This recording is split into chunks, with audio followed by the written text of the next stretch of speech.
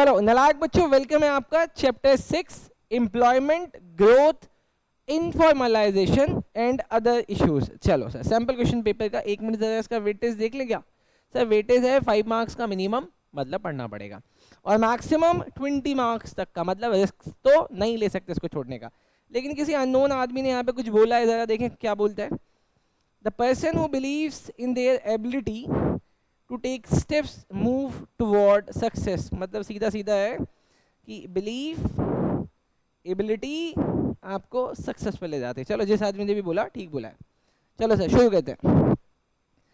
सबसे पहला question, who is worker? Worker है कौन? आंसर क्या कहता है? A worker is an individual who is doing some productive employment to earn living. अगर आप आंसर को ठीक से देखते हो तो मैंने इसमें कुछ वर्ड हाईलाइट किए हुए हैं, जैसे कि पहला इंडिविजुअल होना चाहिए, कुछ काम करे प्रोडक्टिव और जिससे उसका घर चलता हो। सर याद हो गया, डन। आगे चलते हैं। Define worker population ratio. देखो इसको ना आप बहुत ध्यान से करना, क्योंकि इस पर आपके एग्जाम में कुछ प्रैक्टिकल क्वेश्चंस भी आ जाते हैं, तो इसको गलत मत करना दोस्त, ठीक है। चलो क्या है क्वेश्चन कि वर्कर पॉपुलेशन रेशियो किसको कहते हैं? Worker population ratio, workforce population ratio या फिर वर्कर पॉपुलेशन रेशियो, बात एक ही है, इसका एक और भी नाम आएगा, अभी आगे देखेंगे।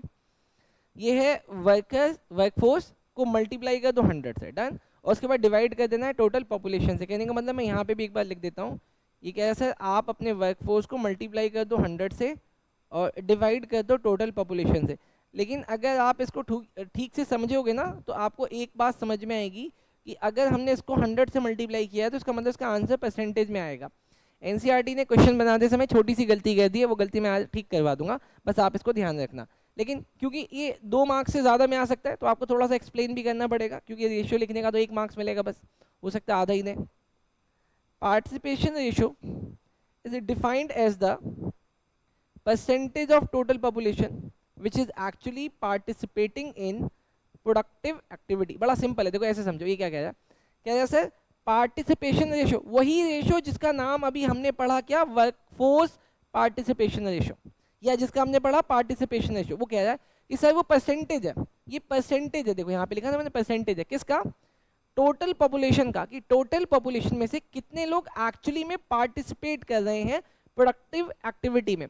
कहने का मतलब आप ऐसे समझो कि मान लेते हैं कि आपके घर में 10 लोग रहते हैं और 10 में से 2 लोग बाहर जाते हैं पैसा कमाने के लिए, 8 मस्त लाइफ एंजॉय कर रहे हैं, तो 10 में से 2 लोग काम कर रहे हैं, तो कितना हुआ? 20%। तो इसका मतलब आपके घर का पार्टिसिपेशन रेशियो हुआ 20%। It is also called worker population ratio. अब सर इसको निकाल के पता क्या चलता है? देखो, it indicates the employment situation of the country. अब अगर ये हाई होगा तो high means more proportion of population is actively contributing to the production of goods and services of the country। कहने का मतलब अगर मैं आपको वैसे बताऊं तो इसका हाई होना हमारे लिए अच्छा है। तभी तो ना भाई, देखो ना मैंने पढ़ा था ना इससे पहले एक चैप्टर जहाँ पे हमने पढ़ा था क्या नाम है, human resource, human capital, human development. वो यही तो कहता है कि हम अपने रिसोर्सेज को वेस्ट कर रहे हैं अगर वो काम नहीं कर रहे हैं तो, ठीक है। चलो अगला, अब छोटे छोटे क्वेश्चन है कुछ। आर द फॉलोइंग वर्कर, जैसे कि beggar, thief, smuggler, gambler, why. पूछ रहे क्या ये लोग वर्कर हैं, और अगर है तो क्यों? हम आंसर में क्या लिखते? No, they are not worker because they are not doing any productive activity. आप कहोगे सर चोर चोरी करके अपना घर चला रहा है, भाई घर चला रहा है, कुछ प्रोडक्शन थोड़ी कर रहा है सर, घर तो चल जाएगा। Next, find out, find the odd man out. इसमें से जो आदमी आपको लगता है ना बाकी सबसे अलग है, बाकी सब एक कैटेगरी के, उसको अलग कर देते। जैसे owner of salon with more than 10 employees, बड़ा दुकानदार लगता है ना। या फिर कॉबलर, मोची, 1-2 आदमी होंगे। कैशियर इन मदर डेयरी, 1 आदमी होगा। ट्यूशन मास्टर, नहीं, don't take me as a tuition master, I am coaching owner. Transport owner, construction worker, भाई ये सब 1-2 है, लेकिन ये ना एक्चुअली में एक फॉर्मल चैनल चला रहा है क्योंकि इसके पास 10 से ज़्यादा एम्प्लॉई है, तो ये क्या हो गया? Odd one out, done. आगे चलते हैं। The newly emerging jobs are found mostly in which sector? बताओ सबसे ज़्यादा जॉब अभी किस सेक्टर में देखने को मिल रही है? सर्विस सेक्टर में कि मैन्युफैक्चरिंग में? सबको पता है कि मैन्युफैक्चरिंग कॉम्प्लिकेटेड प्रोसेस है, हर आदमी उसको नहीं करना चाहता, तो इसका मतलब सर्विस सेक्टर अभी इमर्ज हो रहा है बहुत ज़्यादा। नेक्स्ट क्वेश्चन,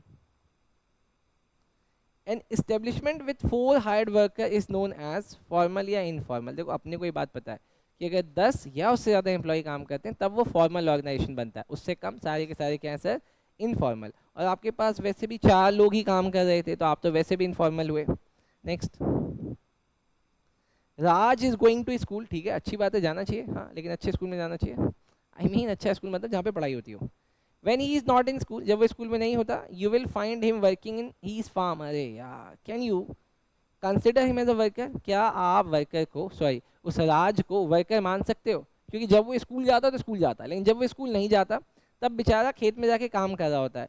अच्छा मान लेते हैं कि उसका स्कूल भी होता, कॉलेज स्कूल भी होता, कोचिंग भी होता, तब वो जा पाता, नहीं जा पाता, तो इसका मतलब उसके खेत कोई ना कोई और चला रहा है। तो अगर कोई और खेत चला रहा है फिर भी वो अपने खेत में जाता है, मतलब वो बेफालतू का ही जा रहा है, जाने की जरूरत नहीं है। तो ऐसे वर्कर को हम लोग क्या कहते हैं, डिस्गाइज्ड अनएम्प्लॉयमेंट। मतलब बंदा कहीं और काम कर सकता है लेकिन क्योंकि इसके पास टाइम नहीं है या बेरोजगार पड़ा हुआ है तो अपने खेतों में चला जाता है। तो ऐसे लोग को हम लोग क्या कहते हैं, डिस्गाइज्ड अनएम्प्लॉयड या फिर वर्कर। और ऐसे सबसे ज़्यादा रेशियो इसका कहाँ पे मिलता है सर, एग्रीकल्चर सेक्टर में ही मिलता है। एक ही खेत में पहले बाप भी काम करता था, अब बाप के दोनों बेटे भी काम करते हैं, उन दोनों बेटे के भी नीचे के 4 4 बेटे वहीं पे काम कर रहे हैं, खेत वही है, खेत बढ़ने रहा, खानदान बढ़ाते चले जा रहे हैं। चलो next, compare to urban woman more rural woman are found working. क्या कह दिया है इसने सर, ये इंपॉर्टेंट क्वेश्चन भी है, शायद आप लोग को ये बात पता भी ना हो कि गांव की औरतें ज़्यादा काम करती हैं। ज़्यादा काम करने का मतलब घर का काम नहीं, बाहर निकल कर, मतलब ज़्यादा वर्कर गांव में मिलती हैं शहरों के मुकाबले। जब आप बोलोगे सर गांव में तो हर जगह लड़कियां दिखती हैं, मेट्रो में, ट्रेन में, बस में, हर जगह लड़कियां काम पे जा रही है,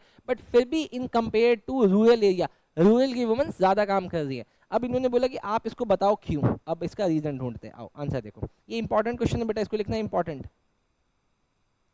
Participation rate for women is higher in rural area compared with urban area।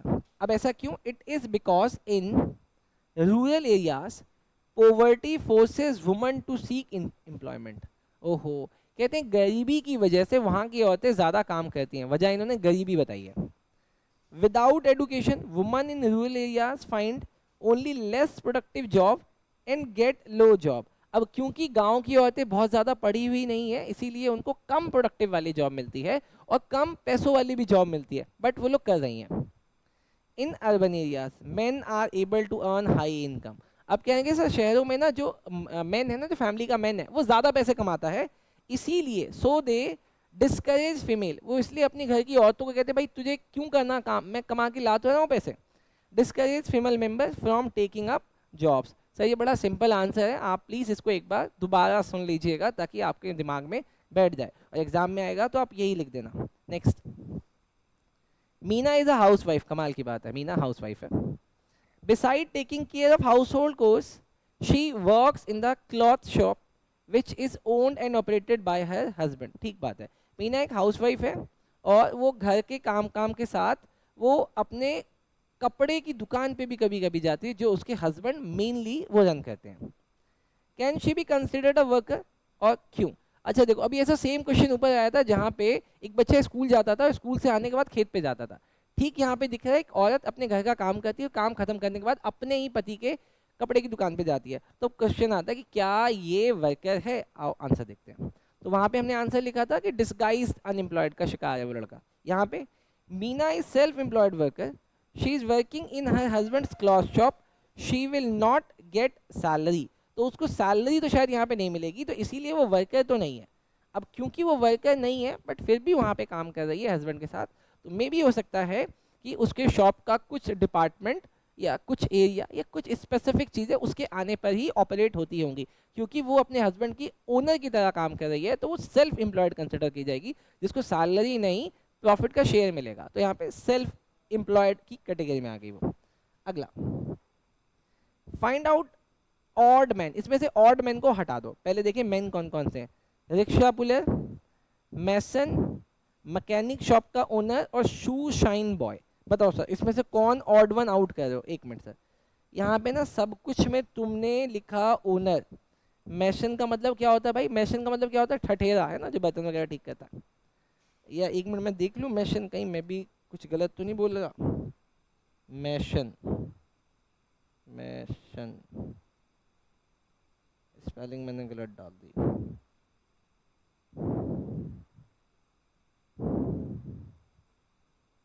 हाँ वही जो पत्थर वगैरह का काम करता है, सही बोला था मैंने, ठठेरा वगैरह। और यहाँ पे आया मैकेनिक शॉप का वर्क है। और यहाँ पे है शूशाइन बॉय। यूजुअली जब हम इसको दिमाग में लाते हैं तो हमारी पुरानी पिक्चर में एक छोटा सा लड़का ध्यान आ जाता है जो लोगों के जूते पॉलिश कर रहा होता है, मतलब वो वर्कर की कैटेगरी में नहीं है, 14 साल से कम का होगा, बट फिर भी काम कर रहा होता है। तो इसीलिए एनसीईआरटी ने इसके आंसर में शू शाइन बॉय को इवन ऑड आउट कर दिया। चांसेस तो कम है इस क्वेश्चन के एग्जाम में आने के लिए, लेकिन अगर आए तो आप देख लेना। चलो sir, question number 11, the following table show distribution of workforce in India for 1972-73। ठीक है, 1972-73 में इंडिया में वर्कफोर्स का क्या कल्चर था, अभी नीचे वो दिखेगा। Analyse and give reason for the nature workforce distribution. कहते हैं कि पहले आप उसको पढ़ो, रीड करो, एनालाइज करो, उसके बाद उसका वजह बताना कि आखिर डिस्ट्रीब्यूशन इस तरीके से क्यों था, किस तरीके से था, अभी डेटा देख के समझ में आएगा। You will notice that data is pertaining to the situation of India in 30 years ago. 30 साल पहले भारत में किस तरीके का वर्कफोर्स था वो आपको पता चलेगा। आओ चल के देखते हैं। उसके बाद हमें आंसर को ड्राफ्ट करना है। प्लेस ऑफ रेसिडेंट या तो रूरल है या अर्बन है, मतलब गांव और शहर। गांव में मेल्स, गांव की फीमेल। गांव में 125 मेल काम करते हैं और 70 फीमेल काम करती हैं। ठीक है, ऑलमोस्ट ऑलमोस्ट देखा जाए तो अगर 50-50 है, मतलब 100 वुमेन्स, अगर मैन अगर 100 है तो वुमेन 50 है, एक रफ फिगर ले रहा हूँ।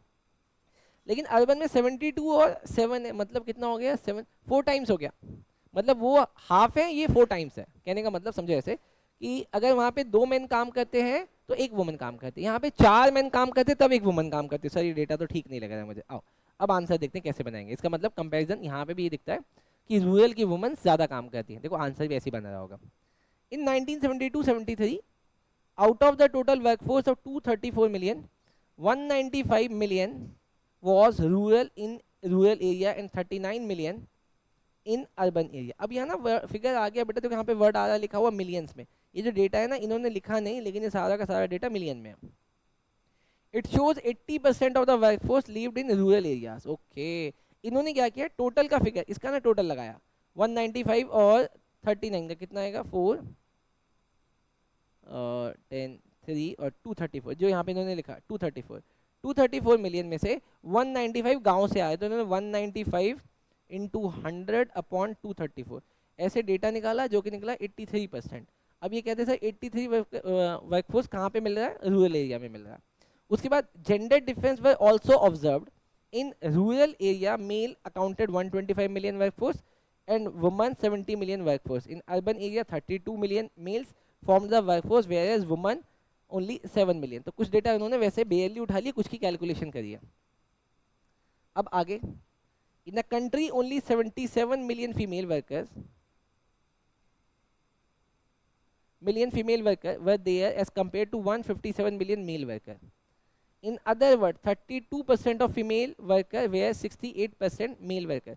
तो आपको कुछ डेटा या कुछ कैलकुलेशंस करनी पड़ेगी। जैसे उन्होंने क्या किया, मेल का टोटल लगा लिया। उन्होंने क्या किया, इस मेल का टोटल लगा लिया।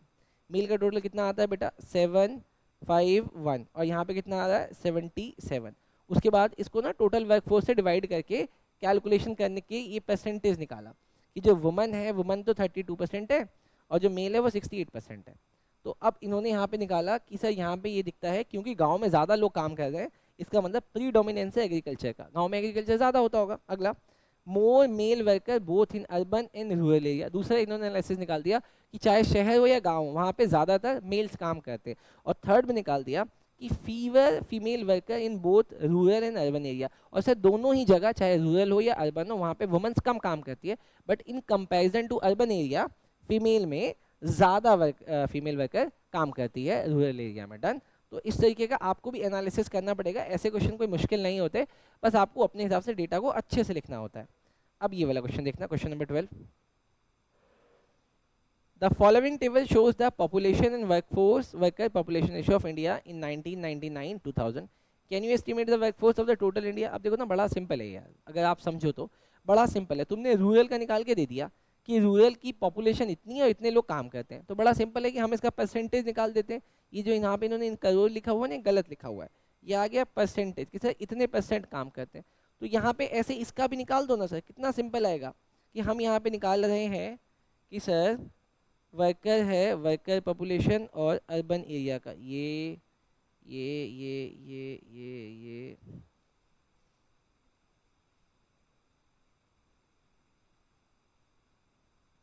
यहाँ पे निकालो बेटा 100 0.4, एक मिनट। चलो अब एक बार इसको देखते हैं, ठीक है, थोड़ा सा करेक्ट करा रहा हूँ। देखो अब यहाँ पे ना वर्कर पॉपुलेशन और यहाँ पे दिया एस्टिमेशन ऑफ पॉपुलेशन। अब दोनों चीजों को ध्यान से देखना। अब यहाँ पे आओ सारे क्वेश्चन में। अब ये वाला फॉर्मूला जरा देखो क्या है, वर्कर पॉपुलेशन रेशियो। हमने फॉर्मूला क्या बनाया था कि workforce multiply 100 upon total population. अब इधर आओ, वर्कर पॉपुलेशन। अब यहाँ पे आया सर वर्कर पॉपुलेशन। अब सवाल है कि सर ये वर्कर पॉपुलेशन जो है ये कैसे दिया हुआ है। अब यहाँ पे देखो इन्होंने इसका आंसर ड्राफ्ट कर दिया। ये लिखते हैं 71.8 अपॉन 100 इंटू 41.9 इक्वल इनका आंसर आता है 30.12। ठीक, ध्यान से समझना। हमारा फॉर्मूला क्या था सर पार्टिसिपेशन रेशियो का, पार्टिसिपेशन रेशियो का हमने फॉर्मूला क्या बनाया था, workforce into 100 upon total population.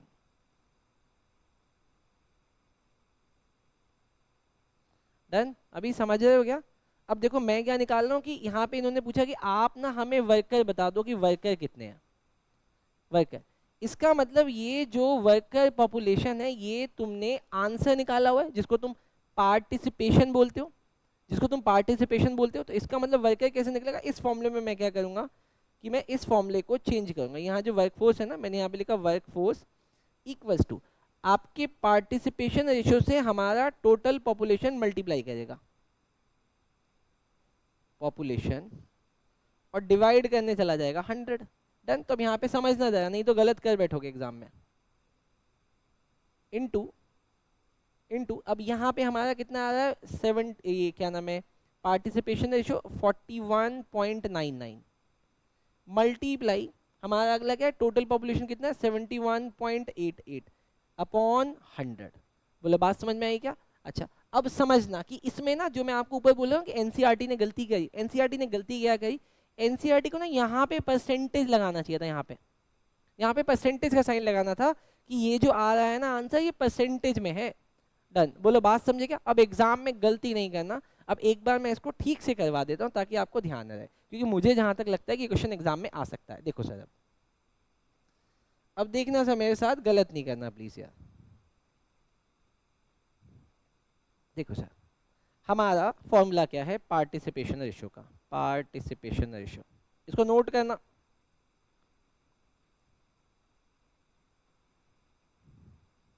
हम लिखते हैं workforce into 100 upon total population, total population. Done. अच्छा अब इसके बाद हम ना इसी से एक फॉर्मूला ड्राइव कर लेते हैं जहां पे हम लिखते हैं वर्कफोर्स। इसकी बात क्या है, वर्कफोर्स को हमने यहीं छोड़ दिया। इसके बाद हम वर्कफोर्स को छोड़ के यहाँ पे जाते हैं participation ratio into total population. Participation ratio का मतलब ये हो गया पार्टिसिपेशन रेशियो, टोटल पॉपुलेशन का मतलब ये हो गया अपॉन में जो वहाँ पे मल्टीप्लाई किया था वर्कफोर्स से 100 वो आ जाएगा नीचे। तो ये फॉर्मूला उन्होंने ड्राइव कर दिया और इस फॉर्मूले में इन्होंने डेटा डाला। अब ये देखो पार्टिसिपेशन को ये लोग क्या बोलते हैं सर, पार्टिसिपेशन को ये लोग बोलते हैं वर्कर पॉपुलेशन। ये है, ये क्या है सर, यहाँ पे मैं लिख देता हूँ, ये है पार्टिसिपेशन, पार्टिसिपेशन। ठीक है डन सर। तो ऐसे ही बाकी का कैलकुलेट कर लेंगे। तो बाकी में कौन कौन आएगा सर, देखो सर सबसे पहले पार्टिसिपेशन अगले का कितना है 33.7, ये वाला उठा लिया बेटा मैंने। डन। अच्छा उसके बाद हमारा टोटल पॉपुलेशन कितना है, इन्होंने टोटल पॉपुलेशन कितना दिया है बेटा, टोटल पॉपुलेशन दिया है इन्होंने 28.52, 28.52 डिवाइडेड बाय 100। ज़रा करो तो देखो कितना आता है 33.7 इंटू 28.52 डिवाइडेड बाय 100, ये आया सर 9.61।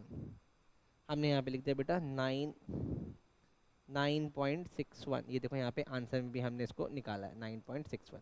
फिर इन दोनों का टोटल लगा के यहाँ पे निकाल देंगे तो टोटल कितना आ रहा है दोस्त 39.73। डन, बोलो बात समझ में आई क्या। हाँ जी सर। तो इस क्वेश्चन को, क्वेश्चन नंबर 12 को और क्वेश्चन नंबर आपका ये क्वेश्चन नंबर 2, इसको बहुत ध्यान से करना, गलत नहीं करना, ठीक? बच्चे इसको गलत करके आ जाते हैं।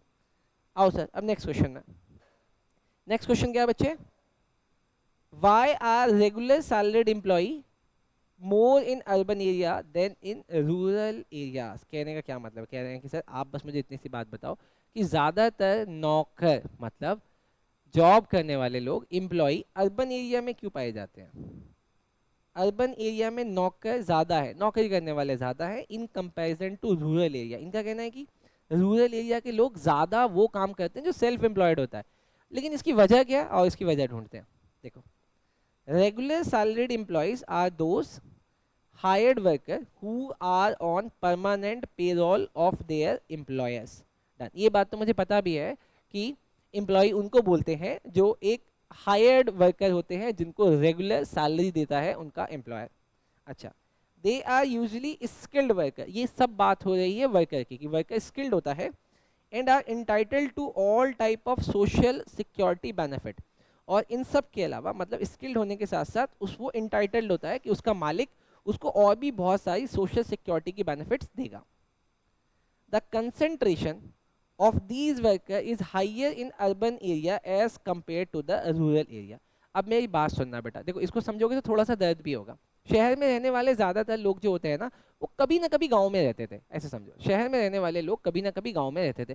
जब वो शहर आते हैं तो शहर में उनको थोड़ी सी इनसिक्योरिटी फील होती है कि कल को अगर ऐसा हो गया तो क्या होगा, वैसा हो गया तो क्या हो गया। तो इस चीज़ को सिक्योर करने के लिए वो लोग कहीं ना कहीं जॉब करते हैं, और जॉब जहाँ भी वो करते हैं वो उनको एक गारंटी कर देता है कि हम आपके लिए ये वाली पॉलिसी, ये वाली चीज़ें, मतलब बहुत सारी सोशल सिक्योरिटी की बेनिफिट्स दे देता है, जिसकी कंसंट्रेशन जिसका कंसंट्रेशन इतना ज़्यादा होता है कि शहर के लोग जॉब करना पसंद कर रहे हैं।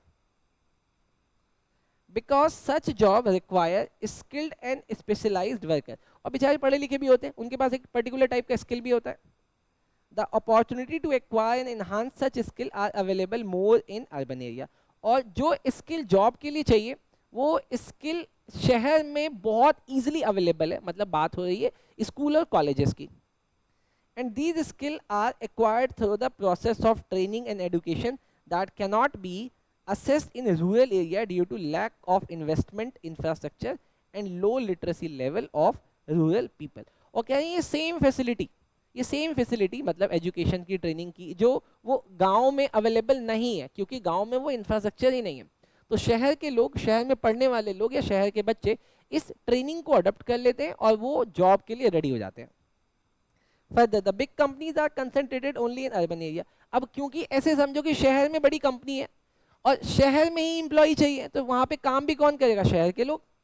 Due to the presence of infrastructure and availability of modern facilities. अच्छा, अब आप कहोगे कि उस बड़ी कंपनी ने शहर में ही अपना प्लांट क्यों लगाया?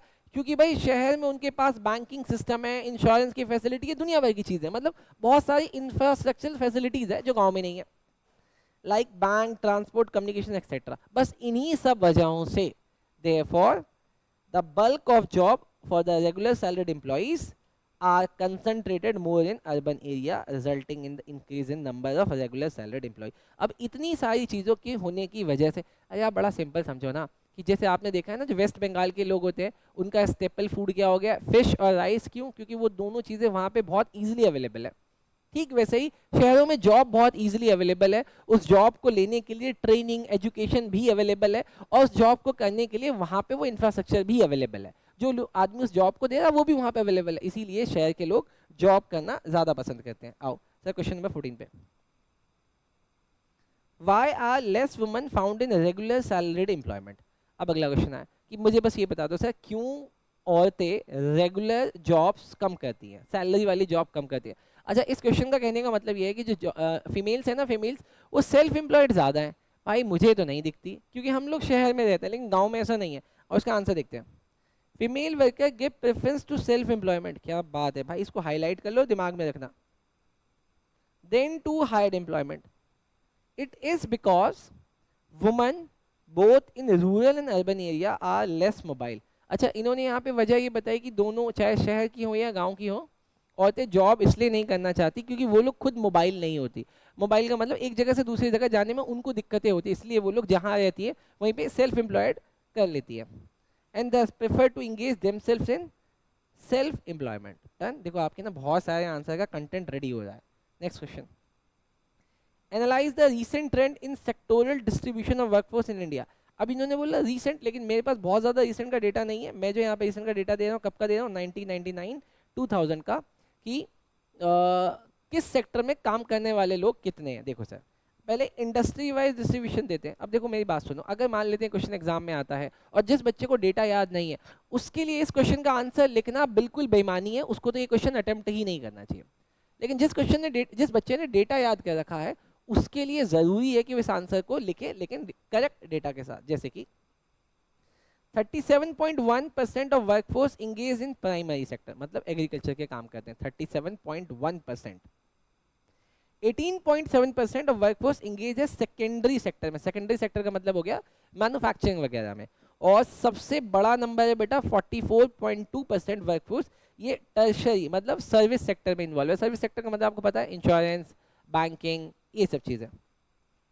ये तो हमने बता दिया था इंडस्ट्री की वजह मतलब साइड से। अगला, एरिया वाइज मतलब किस एरिया में कितने लोग काम करते हैं। तो सबसे पहले हमने देखा रूरल एरिया में। रूरल एरिया में कितना था, 77% वर्कफोर्स प्राइमरी सेक्टर में काम कर रहा है, 11% सेकेंडरी में कर रहा है, और 12% सिर्फ वर्क सेक्टर, क्या नाम है, सर्विस सेक्टर में काम करता है। और इसकी बहुत बड़ी वजह एग्रीकल्चर भी है। भाई अगर आप गांव में रहते हो तो आपके लिए प्राइमरी काम ही क्या नाम है, एग्रीकल्चर है। इसीलिए 77% वहाँ पे प्राइमरी सेक्टर का काम कर रहा है। लेकिन देखो इसका बिल्कुल उल्टा आएगा अर्बन एरिया में। अर्बन एरिया में प्राइमरी सेक्टर में काम करने वाले लोग सिर्फ 10% है, लेकिन वहाँ पे मैन्युफैक्चरिंग 31% है, और 59 बहुत बड़ा फिगर यहाँ पे टर्शरी सेक्टर में काम करता है, आई मीन सर्विस सेक्टर में।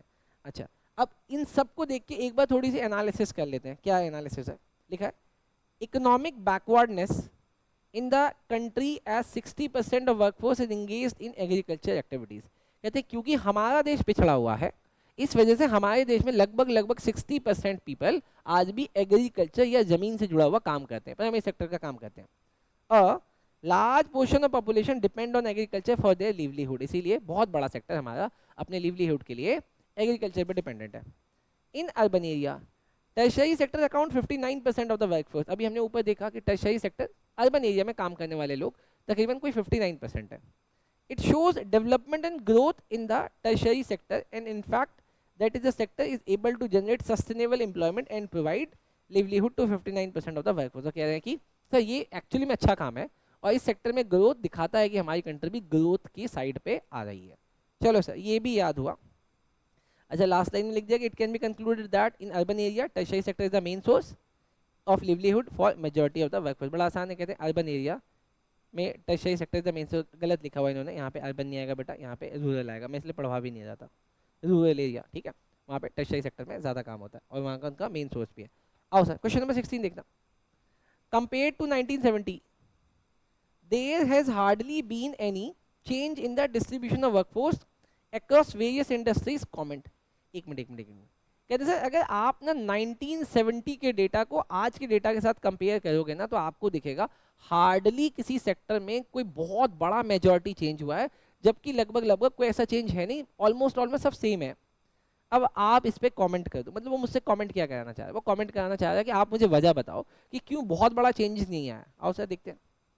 देखो, compared to 1970 there has been a subsequent change in distribution of workforce across various industries। But मैं अपने आंसर को इस तरीके से लिख रहा हूँ कि सर आपको ऐसा लगता होगा, लेकिन कुछ सब्सिक्वेंट चेंजेस हुए हैं। At the dawn of independence मतलब आज़ादी के समय और उसके बाद, the Indian economy was considered as agrarian economy because the majority of Indian population was dependent on agriculture for their livelihood. कहते हैं आज़ादी के टाइम और कुछ समय बाद तक भी हमारा देश एग्रेरियन इकोनॉमी रहा था, क्योंकि सर सही भी बात है कि हमारे देश में एग्रीकल्चर पे डिपेंडेंट लोग ज़्यादा थे। अब उस डेटा को मैं थोड़ा सा कंपेयर कर रहा हूँ। देखो सर, प्राइमरी सेक्टर में काम करने वाले लोग 74% थे 1972-73 के आसपास, जो कि 2011-12 के आसपास 48% है। एक मेजर चेंज दिखता है। लेकिन सेकेंडरी सेक्टर में 10% लोग थे, जो कि 2011-12 में 24 हो गए। और सर टर्शरी सेक्टर में काम करने वाले लोग 14 थे, जो कि 2011-12 में 26 हो गया। तो एक मॉडरेट चेंज दिखता है, ऐसा नहीं है कि कोई चेंज नहीं हुआ है। आगे,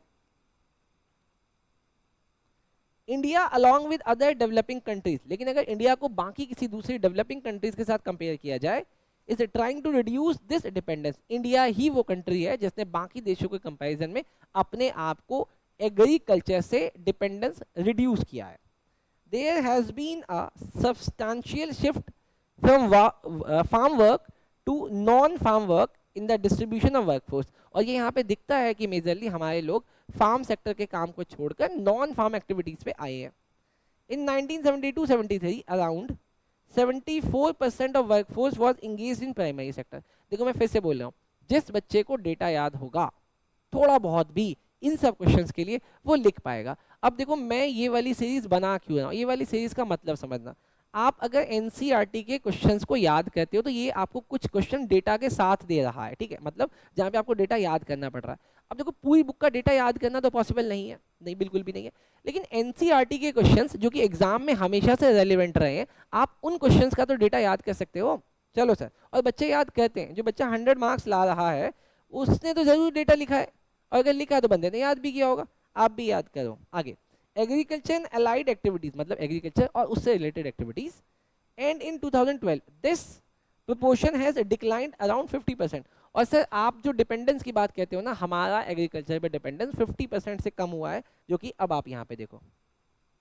सेल्फ एम्प्लॉयड 61% था 1971-72 में, 2011-12 में 52% हुआ. रेगुलर सैलरीड एम्प्लॉयड जो 15% थे सर 2011-12 में वो 18% हुआ. कैजुअल वर्कफोर्स जो 23% था वो कितना हुआ 30%. अब एनसीईआरटी ने ये वाला डेटा तो लिखा है, लेकिन अगर आप ये नहीं भी लिखोगे ना बेटा, नहीं भी तो भी चलेगा. डन. इसका मतलब आप अगर ऊपर वाला डेटा और उस डेटा को थोड़ा सा एनालाइज करके नीचे एक्सप्लेन कर दोगे तब भी आपको इस क्वेश्चन में फुल मार्क्स मिल जाएगा. आओ सर क्वेश्चन नंबर 17 में. Do you think that in the last 50 years, पिछले 50 सालों में, employment generated in the country is commensurate with the growth of GDP in India? सीधा सीधा क्वेश्चन, देखो बहुत बहुत बहुत चोट पहुंचाने वाली बात हो रही है. कह रहे कि सर आपको ऐसा लगता है कि पिछले 50 सालों में हमारे देश में जितना एम्प्लॉयमेंट जनरेट किया गया है वो जीडीपी की ग्रोथ के इक्वल चल रहा है? मतलब सीधा सीधा कि जिस हिसाब से जीडीपी बढ़ रही है, क्या उस हिसाब से हमारे देश में एम्प्लॉयमेंट सेक्टर भी बढ़ा है? अब अगर आप इसका आंसर लिखते हैं नो तो भी बताओ, अगर आप लिखते हो यस तो भी बताओ. लेकिन मुझे ऐसा लगता है कि इस क्वेश्चन के आंसर में आपको नो लिखना है, क्योंकि हमारे देश में जॉबलेस ग्रोथ बहुत बड़ा कारण है जीडीपी के बढ़ने का और जॉब के ना बढ़ने का. डन. आओ देखो, after independence Indian planning was aimed at increasing employment and national output. देखो सर, जब हमारा देश आजाद हुआ ना, उसने उसकी प्लानिंग में ये बात थी कि हमें एम्प्लॉयमेंट को बढ़ाना है और नेशनल आउटपुट को बढ़ाना है. Initially GDP of India grew at positive rate, और इनिशियली ऐसा देखा भी गया कि हमारे देश की जीडीपी पॉजिटिव रेट से इंक्रीज हुई and was higher than employment growth rate around 2%. A good point was that these two rates remain close to each other. सुनो सुनो सुनो सुनो सुनो बहुत ध्यान से. कह रहे सर इनिशियली ये देखा गया कि हमारे देश का जीडीपी भी बढ़ा और हमारे देश का एम्प्लॉयमेंट रेट भी बढ़ा, और दोनों आसपास रेट से ही बढ़े थे. इसको तो मैंने डिस्क्लोज कर दिया कि एम्प्लॉयमेंट 2% था और जीडीपी भी अराउंड 2% से बढ़ रहा था. But it is dismal fact that in the late 90, लेकिन सर ये बात तब झूठ या तब बेईमानी हो गई जब 1990 में जाके employment rate started to decline. हमारा जो जॉब मतलब लोगों को जॉब मिलने वाला रेट था वो ऊपर जाने की जगह नीचे जाने लगा. It has been declined to very low level as it was early stage of the planning. अब देखो 1991 में इंडिया में एलपीजी आया था, उस समय प्लानिंग इस तरीके से हो रही थी, पता नहीं वो तो अपने हिसाब से ठीक कर रहे थे लेकिन लोगों को जॉब नहीं मिल रही थी. This led to the widening gap between the growth of GDP and employment. देखो देश तो तब उस समय बहुत दिक्कतों से गुजर रहा था और उस समय जीडीपी का बढ़ना जरूरी था, क्योंकि अगर हमारी जीडीपी का ग्रोथ नहीं आता तो हो सकता है कि हम दूसरे देशों से जो उधार ले रखा था वो नहीं चुका पाते. तो उसको ठीक करने के लिए हमारे देश की जीडीपी तो बढ़ रही थी लेकिन हमारे देश का एम्प्लॉयमेंट बहुत गिरने लगा. Economist propound this growth as jobless growth, और उस समय इकोनॉमी ने कंक्लूड कर दिया, इकोनॉमिस्ट ने कंक्लूड कर दिया कि सर इस तरीके की क्या था ग्रोथ को जॉबलेस ग्रोथ कहा जाएगा जहां पे जीडीपी बढ़ रही है जॉब नहीं बढ़ रही है. Because Indian economy was producing more goods and services without generating more employment. तो आपको ऐसा नहीं लगता कि यहाँ पे ये हो गया होगा कि मशीन्स आ गई होंगी जो काम पहले लोग बनाते थे खुद अपने हाथों से, अब वो मशीन्स बनाने लगा, जिससे आपका आउटपुट तो बढ़ गया, लेकिन उस काम को करने के लिए पहले जो 10 लोग लगते थे, अब 2 ही लोग लगे थे, तो आपके 8 लोग बेरोजगार हो रहे थे, लेकिन ग्रोथ हो रही थी। आओ question number 18, is it necessary to generate employment in formal sector rather than in informal sector and why? देखो क्वेश्चन भी है, आंसर भी है। क्वेश्चन ये कहता है कि क्या ये जरूरी कि हमारे देश में फॉर्मल सेक्टर्स की जॉब को ज्यादा बढ़ाया जाए in comparison to informal sector की जॉब को? अगर आपको ऐसा लगता है तो बताओ क्यों। देखो जिसका answer, with economic reform in 1991 there has been significant rise in informalization of workforce। सुनना सर, 1991 के आसपास में हमारे देश में इनफॉर्मलाइजेशन ऑफ वर्कफोर्स बढ़ गया, मतलब लोगों को फॉर्मल सेक्टर में जॉब नहीं मिल रही थी और मजबूरी में उनको क्या करना पड़ रहा था, इनफॉर्मल सेक्टर का काम बढ़ रहा था। तो ये क्या माना गया कि सर ये इनफॉर्मलाइजेशन हो गया हमारे देश में, मतलब फॉर्मल सेक्टर बढ़ नहीं रहा और इनफॉर्मल सेक्टर में लोगों को काम मिल रहा है। और जबकि इनफॉर्मल सेक्टर अच्छा नहीं होता, उसके पीछे की वजह है कि वहाँ पे सिक्योरिटी नहीं होती, ठीक से पे नहीं होती, और वहाँ पे लेबर का या एम्प्लॉय का एक्सप्लॉयटेशन किया जाता है। Since informal worker face uncertainties, अब देखो यहाँ पे परेशानी बता रहा है कौन कौन सी, for making of living it is surprising that such a high percentage of total workforce prefer to be employed in the informal sector। कहते हैं इतनी सारी इनसिक्योरिटीज होने के बाद भी वर्कर में एक ट्रेंड देखा गया था कि सब लोग इनफॉर्मल सेक्टर में काम करना चाहते थे। भाई काम नहीं करना चाहते थे, उसके पीछे की वजह ये थी कि उनको फॉर्मल सेक्टर की जॉब नहीं मिल रही थी। All necessary step should be taken to generate employment in the formal sector. कहते हैं उस समय सारी कोशिशें की गई कि फॉर्मल सेक्टर्स में जॉब बढ़ाई जाए, but which is only 7% and percent. और आज भी हमारे देश में फॉर्मल सेक्टर में काम करने वाले लोग सिर्फ 7% है। तो सोचो क्या कोशिशें की गई होंगी। खैर छोड़ो, हम उसमें नहीं जाते हैं, हम अपना क्वेश्चन याद करते हैं क्योंकि अपने को फुल मार्क्स लाने हैं। Victor is able to get work only for 2 hours in a day. Victor कोई लड़का है, उसको दिन में 2 घंटे ही काम मिल रहा है। Rest of the day is looking for job, और बाकी घंटे बेचारा जॉब ढूंढता रहता है। इज ही अनएम्प्लॉयड, क्या वो अनएम्प्लॉयड है? बताओ। What kind of job could person like Victor be doing? और आप मुझे बताओ कि जो बेचारा वो जॉब अभी कर रहा है 2 घंटे वाली, उस तरीके की जॉब को क्या कहा जाता है? सर देखो, पहला तो क्वेश्चन यहाँ पे क्या था कि इज ही एम्प्लॉयड, तो हम आंसर इज ही अनएम्प्लॉयड, तो आंसर आ गया नो। सर वो अनएम्प्लॉयड तो नहीं है। हमने क्या बोला? सर वो अनएम्प्लॉयड तो नहीं है। उसके पीछे की वजह क्या है? भाई कम से कम 2 घंटे तो काम मिल रहा है ना। आगे, he is employed because Victor has worked for 2 hours daily for which he gets paid, he is casual worker। और ऐसे वर्कर्स को क्या बोला गया? Casual worker. आओ सर क्वेश्चन नंबर 20 देखना। Are you residing in a village, sorry ये मान लो कि तुम एक विलेज में रह रहे हो, you are residing in a village. If you are asked to advice the village panchayat, अगर आपको मौका मिला है कि आप विलेज पंचायत को कुछ एडवाइस करो, what kind of activities would you suggest for the improvement of the your village which could also generate employment? तो आप अपने गांव के पंचायत को क्या एडवाइस करोगे जिससे वहाँ की जॉब बढ़े? तो सर हम बहुत बढ़िया है, हम क्या बोलेंगे? डिगिंग ऑफ वेल, भैया कुएं खुदवाओ, फेंसिंग करवाओ, मतलब पूरे गांव को चारों तरफ से पैक करवाओ, बिल्डिंग रोड्स बनवाओ, हाउसेज बनाओ एक्सेट्रा। इससे क्या होगा? आपके देश में, आपके गांव में एम्प्लॉयमेंट जनरेट होगा। नेक्स्ट क्वेश्चन, अब ये कैजुअल वर्कर कौन होता है? Who is casual wage labourer? Answer, those people who are not hired by employers, जिनको एम्प्लॉयर ने हायर ही नहीं करा, ऑन अ रेगुलर या परमानेंट बेसिस, मतलब सर कल आ जाना, कल के बाद कब आऊँ? अरे वो मैं बताऊंगा। And do not gate social security benefit. अब क्योंकि आप रेगुलर एम्प्लॉय नहीं हो, आपने देखा है ना बहुत सारी जगह से लेबर चौक होते हैं, वहाँ पे बेचारे बहुत सारे सुबह सुबह लेबर आ जाते हैं, और कुछ मालिक साहब गाड़ी से ट्रकों से आते हैं, उनको अपने साथ बिठा के ले जाते हैं और शाम को वहीं छोड़ देते हैं। बेचारों को डेली बेसिस पे जॉब ढूंढना पड़ता है। तो ऐसे क्या हुआ? They are said to be casual worker, जैसे कि कंस्ट्रक्शन वर्कर।